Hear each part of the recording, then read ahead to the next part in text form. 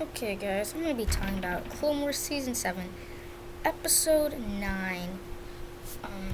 I forgot what it's called, to be honest. I love this episode. I think it's called Old Friends Not Forgotten. But anyways, I just love this episode. I love how much they were able to fit in this episode. Because I thought this episode was just gonna be exposition for the later parts of this arc, but it was not that at all. You get right into the action, and this feels cinematic. It is from the first 10 seconds when it's not the typical intro, and it's like that film-esque intro with the original Lucasfilm text in the part 1 and the title and the just all of it worked, and it was like I love that they're going in this route to make it feel like this is just one big movie. 4 parts of a big 2-hour film. And it felt that way. It really did. And so I'm so excited for the rest of this arc. And there's so many great references and callbacks and nods. And it's just amazing. I just am speechless with how great this episode is. From right off the bat with, Anakin trying negotiation for a turn. It just all of that, it just worked so amazingly and so perfectly. It captures the essence of the show and why I love the show so much. And they do a Saw Gerrera name drop, Fulcrum, and seeing Gar Saxon, and going back to Mandalore was exciting too. And this episode also gives us great action sequences. And honestly, it looks cinematic. Like looking at the Mandalorian troopers, especially Gar Saxon. Like if you told me that was in a film and that was not animation, I'll tell you right now, I would have believed that. It looks that good. And so I just loved it. And it took my breath away. And what's so crazy about this is, number one, this is the longest episode of the show so far, 30 minutes. And so at this rate, we'd probably be at exactly a 2-hour film at this point. Because, if it's 30 minutes, then yeah, cap it off with a 2-hour film. Who knows how long it is? And what's another crazy thing is, looking back at this episode, a lot of the trailers and stuff came all from this episode, really. Like a lot of it. Besides Darth Maul and Ahsoka's fight, we don't really know anything else about this arc other than it's the Siege of Mandalore. But we don't really know about the Siege of Mandalore because again, when you if I were to look back on the trailers, and I did, to see what else I can look forward to in the rest of this arc, in the final chapter of the show, and the final moments of the show, and I saw and I was like, there's nothing really there. You saw that great scene of Ahsoka at Star Wars Celebration. You saw the first ever San Diego Comic-Con 2018. Obviously, you saw the clip with Ahsoka and Anakin, Obi-Wan. So the most clips of the Siege of Mandalore actually came from this episode, besides the clips of Ahsoka and Darth Maul's duel. And so all I can think about is we're really entering completely unknown territory. And that excites me so much. And the fact of the matter is, if part 1 of a 4-part event blows my breath away, then I'm in for a rudely amazing awakening for the rest of the arc. And as a longtime Star Wars and Clone Wars fan, these moments just felt like the end game of the Clone Wars and of Star Wars. And if this is on pace to be the Clone Wars endgame, believe me, I'll eat it up. I love this episode. Because constantly I could be like, I know that reference. I laugh at some points. I nearly cry at some points. I nearly just giggle with unabashedly fan excitement seeing Mandalore and seeing Maul and seeing heck Olmec got into the action and seeing like those epic, like I love red and black. Those are like my two favorite colors.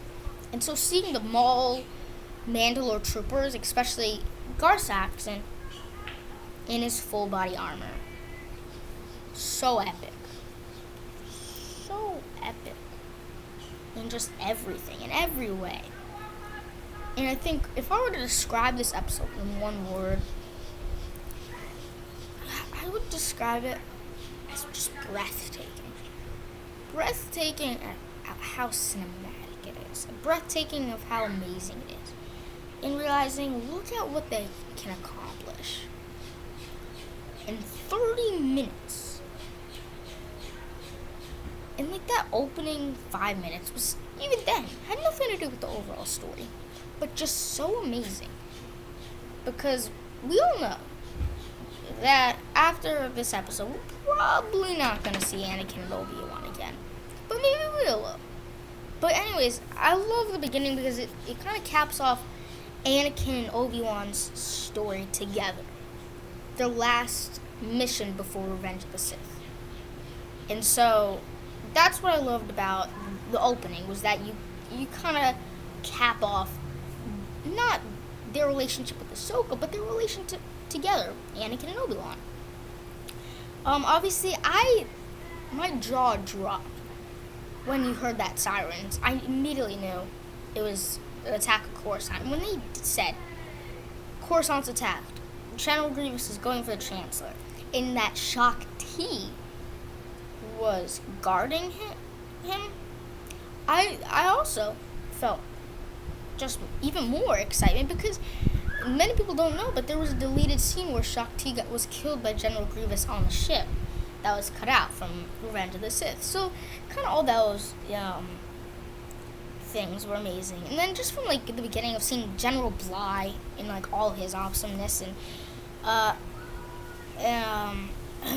General Ali, I think, the Twi'lek general, just amazing. It's just stunning what they can accomplish in all its glory. Because let's be honest, this episode was amazing. And I'm not about to say it's my favorite episode of Clone Wars, because in many ways it is. But I'm expecting the rest of the season to top it, because I mean, we don't have that much left. We have 3 episodes. But looking at this episode, they can jam-pack a lot in just one episode. And so 3 more is just amazing, but it is bittersweet. Because it's like, I want Friday to come, it can't come soon enough. But I just am thinking, in less than a month from now, Clone Wars will be over. And that's crazy to me, in a good and bad way. Because the good way is obviously we get our proper ending that I at least, and all these Clone Wars fans have been waiting for since they canceled the show, since the show started. Because before the show was announced, everybody wanted to know what happened during the Clone Wars. Because that was one of the biggest complaints about the prequels, is the war that the prequels is supposed to be about was not even focused on at all. And that's fine, but I would still love to see the Clone Wars. And this is it. This is Clone Wars. This is what we got to see.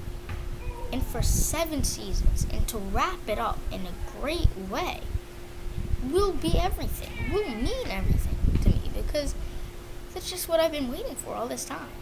It just is. And so, and just capping off all of this.